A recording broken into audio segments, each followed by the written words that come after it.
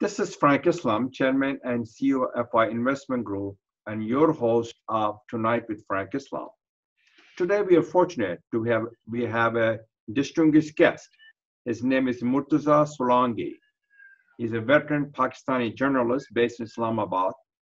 He was the director of the National Radio of Pakistan. He has worked for national and international media. He's right now serving as the executive editor of an online portal, Naya Daur Media. Welcome to our show, Murtaza. Thank you very much for coming here. Thank you, Frank. I wanted to ask you who you are personally and professionally. I know you are a veteran journalist. You have a remarkable success story. What shaped your story? What principles have guided you? And also, who's your role model? Well, if I had to say that in one sentence, I would say I'm a lone monk with a shredded umbrella walking in rain. Oh my gosh. I'm from a very small town in central Sindh province of Pakistan. And most of my life, I have been a journalist. But I started out as a chemist in the largest industrial enterprise of Pakistan, Pakistan Steel Mills in Karachi as a chemist. I have a diploma in chemistry, and then I didn't like it. So this was the time during Zia's martial law, and I got involved in trade union and democratic movement against the military dictatorship. And that opened my door to journalism. So I started my journalistic career in Karachi in late 80s. But before that, I was also part of a theater movement in Karachi, the resistance theater. So we would do political plays targeting the military regime of General Zia. So we were busy in all those subversive activities, and all those subversive tendencies somehow rekindled that rebellious man inside me, and I joined journalism. So since early 90s, I have been a journalist. Started out by being part of the launching team of an English daily, the News International, that was launched in February 1991, when first Gulf War was, taking off. So, after that, in 93, I migrated to United States during ethnic warfare in Karachi. And I lived 15 years in the United States. I went to school in Kenosha, Wisconsin. Wow. I, lived near Milwaukee, and then I moved to Washington, D.C., where you are, and I worked with the Voice of America. Voice of America. Oh, wonderful. Yes. So I worked with you're a journalist. Yes. But tell us a little bit about the violence against journalism. Journalism has become a challenging profession, not only in the United States, but also around the world. So what's your thoughts what's happening in Pakistan when it comes to journalism? Why there's so much violence against journalism and also against the journalist?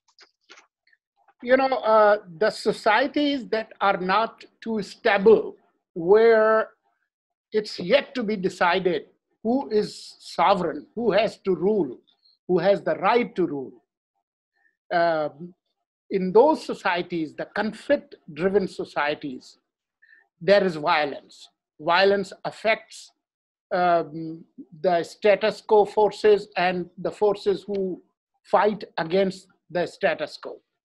So once you have the violence in society, journalists who are out there to report the facts affect the forces who have much to lose in a conflict. So usually, in all those societies, you have more violence. Since Pakistan has been an authoritarian state, especially since early 60s when we had first martial law in 1958. That was an 11-year-long martial law. Then you had another 2 years of martial law. And then the country was dismembered into two parts. Former East Pakistan became Bangladesh. Mm-hmm. And then we had a brief democratic arena till 1977. We had another 11 years of naked, brutal military regime of Ziaul Haq till 1988 when reportedly a case of mangoes exploded and his plane crashed. That's how we got rid of Ziaul Haq.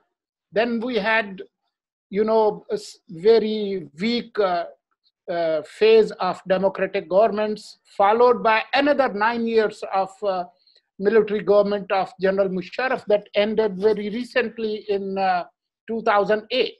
So when you have a country where there's a constant battle between the people fighting for their sovereignty and authoritarian forces who are well entrenched into the system, there is violence. So Pakistan, unfortunately, is one of those countries that are, at the bottom of the totem pole when it comes to press freedoms.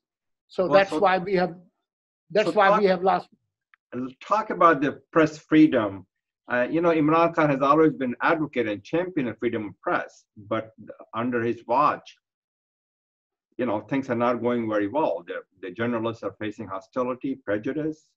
What changed his mind? Why there's no freedom of press is the vital and vibrant and healthy for democracy. All those statements and speeches and interviews and media interactions by Imran Khan supporting freedom of press and freedom of expression date back to the period when he was not the prime minister. Mm-hmm. After he has taken over as the prime minister since August 18, 2018, he's a different man. He is leading a very weak political government where most of his cabinet members are actually the people who served General Musharraf. If you talk to any political analyst in Pakistan, they will tell you that this is one of the very weak civil political government we have seen in a long time. So when you are weak and you can't properly govern, when the country is facing economic meltdown, governance failure, foreign policy failures, then there is nothing else but violence and repression to, ask press not to report them. So when you see violence against journalism in Pakistan today under Imran Khan, that shows the vulnerability of the political order, the weakness of Imran Khan government. We thought that after he would take over, things would be different, but sadly, it has gone from bad to worse and from worse to worst. Do you see a brighter horizon in terms of the freedom of press, freedom of expressions, and respect for human rights in Pakistan? When it comes to press freedoms or freedom of expression is part of the democratic spirit of a society. The weaker the democratic model, weaker press freedoms you will have. So until and unless there is a democratic change, the democratic movement gets strengthened, there is some resilient movement in Pakistan for broader democratic gains, I see no chances of improvement in terms of index of press liberties and freedom of expression. That's a very sad situation. I want to change the conversation, talk about your views on U.S.-Pakistan relationship and China-Pakistan relationship. Do you think the relationship will be different, or when we have the new government in the United States, when the Biden becomes the president of the United States? I hope that if there is a different person other than the current incumbent on 1600 Pennsylvania Avenue, maybe there will be some improvement. But currently, Pakistan-US relations for a long time have been transactional relations or transactional relationship rather than strategic. You give us money, we will deliver you in Afghanistan maybe, or in the region. Pretty much it has been for quite some time. We see that United States for quite some time has made a strategic decision to have India as a strategic partner.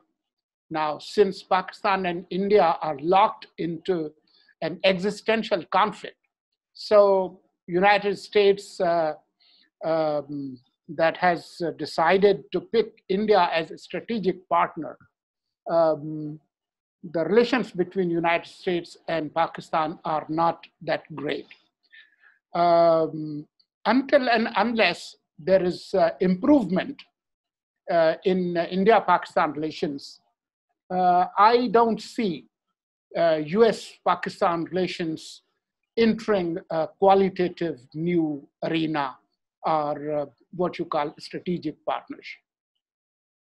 What about if the Biden becomes the president? That's number one question. Number two, let's talk a little bit about it. You have been an architecture of the China and Pakistan relationship. Talk a little bit about that and the China and Pakistan corridor. Well, Pakistan-China relationship is born out of some historical conditions. First, China-Soviet rivalry. Earlier, the Cold War era, then 62-63 war between China and India. So Pakistan has been one of the military and strategic partner of China. That relationship has not changed, no matter what type of government we had in Pakistan. So when it comes to Pakistan-China relationship, that will continue to grow as it has grown. When it comes to this China-Pakistan economic corridor, there is some slowdown since Imran Khan government has come to power. There is likelihood of some pushback system by United States and its allies vis-a-vis this relationship. But that CPEC is still on. It's not, completely scaled down. It's very much there. But a lot depends upon the regional situation. The Afghanistan situation is changing. You might know. We don't know how things will happen in Kabul. Who will take over? That will also impact this road initiative, China-Pakistan relationship. Right now, it's in a slowdown mode. Now, when it comes to Biden so far, what I have heard from him, I think the relationship would improve. If Biden comes to power, um, Joe Biden might want to improve US image in this region. Right now, Trump seems to be on a mission to run out of this region. The way US policies in Kabul, it's more like cut and run. But if Biden comes, Biden knows Pakistan very well. As a senator, as the vice president, he knows Pakistan, not only the Pakistani establishment, but Pakistani political spectrum as well. So I think the relationship would improve. But I hope that Biden is capable of engaging both India and Pakistan and resolve the outstanding issues. If Biden can make progress on a resolution of conflict between India and Pakistan, then it will be entirely a different ballgame. Very, very well said.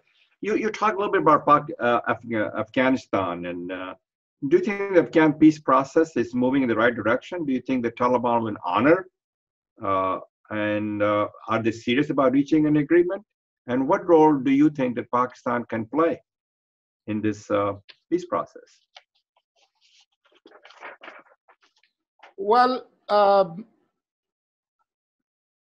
right now, situation is in a flux. Right. But the way it looks like is the current Kabul government would not be in a position to survive if United States pulls out completely. Right. Pulls out completely. And I don't think Taliban can rule Afghanistan, entire Afghanistan, and can have a monopoly over political power. But I fear a long spell of civil war in Afghanistan. And even the territorial integrity of Afghanistan might be in danger. There are a lot of fault lines in Afghanistan, religious and ethnic. So that would have a tremendous impact on Pakistan as well. It's very difficult for me because the regional powers would want to take their advantage as well. It's not only Pakistan. China, Russia, Iran, even India, they will try to get their piece of the pie. So until and unless there is a regional consensus, I see situation getting worse in Afghanistan. I want to talk to you a little bit about what's your forecast for economic and political future of Pakistan. Do you see that the pandemic has affected the GDP growth in Pakistan for this year? And what are the sections of the economy, industrial section of the economy, besides agriculture and the and services? What are the other things are important to the growth of the Pakistan's economic future? Well, we have been on an economic, slowdown or meltdown, I would say. Right.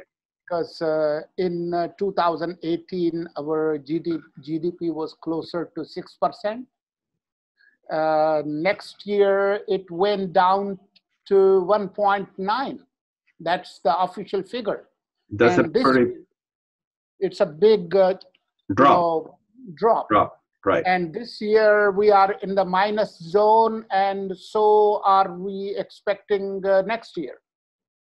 The large-scale manufacturing, small businesses, services industry, all are in a slump. Yes. Even agriculture is impacted. This year, after a long time, we will be importing wheat, while we are a big wheat producing country.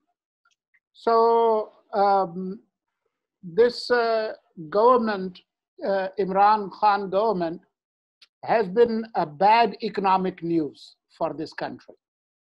There's political turmoil.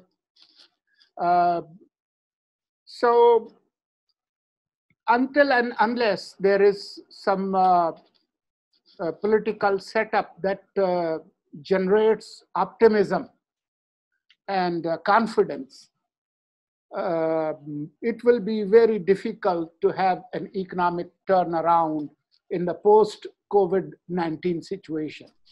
The only sector that's not in negative is agriculture. And even that can be impacted because recently we have had a major attack of locust coming out of North Africa and Iran. My God. Locust is destroying agriculture in Iran, in Pakistan, and also in India. So, but the foundations of Pakistani economy, we can have a turnaround if we have a forward-looking political government that engages in some major economic reforms, tax reforms, some land reforms, and restructures economy in the aftermath of COVID-19, when the world is inward-looking, when the appetite for Pakistani exports has shrunk. One of the major sources of Pakistan's economy has been its labor power in Gulf region that has been sending remittances. Right. They are also coming back because of economic slowdown in the Gulf region. So we have some tough times ahead of us, but you know, Pakistan's real treasure are its people, 200 million people. So if we invest in our people, in healthcare, in education, and restructure our economy on value addition, you know, we have a future. It's a great country that has you know, has a strong agricultural potential, that we grow all kind of fruits and vegetables and produce that grows all year round. So you see, if we invest in the people, in education and the people, and also because of political instability and the slowdown economy and rising inflation is a concern to you. But so hopefully we can get out of this challenging, unprecedented time that we have because of the pandemic, and after that you see a brighter horizon after we endure the storm. Yes, I'm not a pessimist by nature, so I have hopes. People of Pakistan are resilient.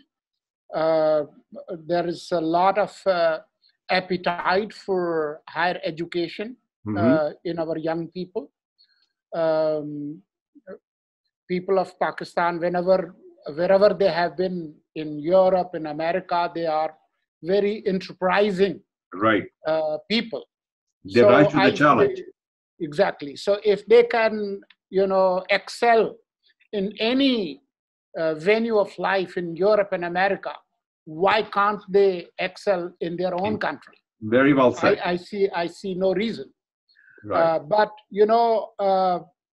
we would need some major political transformation. We would need true democracy. We would need some economic reforms. We would need to resolve our conflicts on the eastern and the western borders. This constant fear from India and trouble on the western border in Afghanistan, that's constantly depleting its very precious resources that we can divert to our people.